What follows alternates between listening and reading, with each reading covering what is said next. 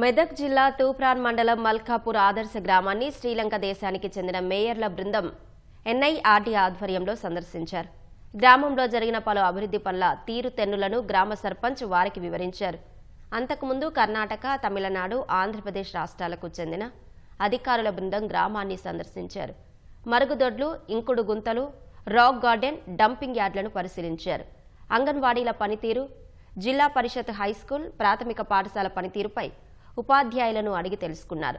మల్కాపూర్ అంచెలంచెలుగా అభివృద్ధి చెంది మోడల్ విలేజ్గా మారిన క్రమ తీరుపై శ్రీలంక ప్రజాప్రతినిధుల బృందం సంతృప్తి వ్యక్తం చేశారు.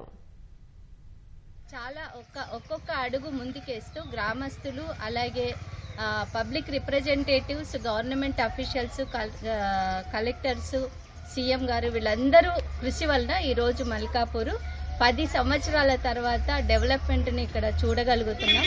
చాలా టీమ్స్ని నేను ఇక్కడ విజిట్కి తీసుకొచ్చాను. అంగన్వాడీ సెంటర్స్ ఒక మోడల్గా ఉన్నాయి. అలాగే గ్రామ ప్రజలు కూడా చాలా కోఆర్డినేషన్తో, సమన్వయంతో ఉన్నారు. అలాగే స్కూల్స్ కూడా పిల్లలకి మంచి ఎడ్యుకేషన్ కూడా ఇక్కడ ఇస్తున్నారు. मलकापुर बोल के एक जगह में हम लोग आया. ये जगह में आने का टाइम, अंदर आने का टाइम ये गन वाला लोग बोला पहले ये ऐसा नहीं है, पीने के लिए पानी नहीं है, टेम्पल नहीं है, वो जाने का जगह रास्ता नहीं है, कुछ भी नहीं है बोल के अभी 4-5-6 साल का पहले ही इधर कुछ भी नहीं है बोला. अभी ये गंग में पूरा इधर मिलेगा.